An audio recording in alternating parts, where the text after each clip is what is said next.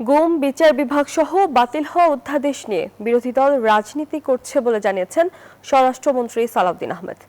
অন্তর্বর্তী সরকারের জারিকৃত অধ্যাদেশসমূহ জাতীয় সংসদে পাশের বিষয়ে সচিবালয় সংবাদ সম্মেলনে কথা জানান তিনি। বলেন, বাতিল হয়ে যাওয়া অধ্যাদেশগুলোর মধ্যে গণভোট থাকলেও সেটি আর সংসদে উত্থাপিত হবে না। এ সময় আইনমন্ত্রী আসাদুজ্জামান বলেন, অধ্যাদেশ নিয়ে সরকারের সদিচ্ছার অভাব নেই। এ পর্যন্ত মোট 133টি অধ্যাদেশের মধ্যে 117টি পাস হয়েছে।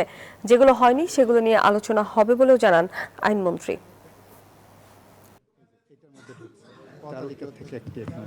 আমরা যাতে গুমের শিকার যদি কেউ হন বা অতীতে যারা হয়েছে তাদের জন্য যদি ন্যায় বিচার এবং সর্বোচ্চ ন্যায় বিচার নিশ্চিত করতে পারি, তাহলে সেটাই কি ভালো না? এবং সেই জন্য আমাদের একটু সময় দরকার।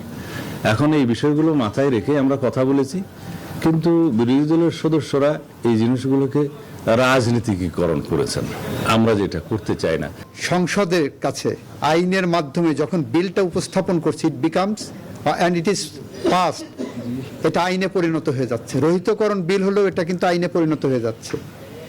ওই আইনের অংশই হলো যেটা অধিকতর যাচাই বাছাই করার জন্য আমরা কমিটমেন্ট দিয়েছি পার্লামেন্টের মাধ্যমে গোটা জাতিকে।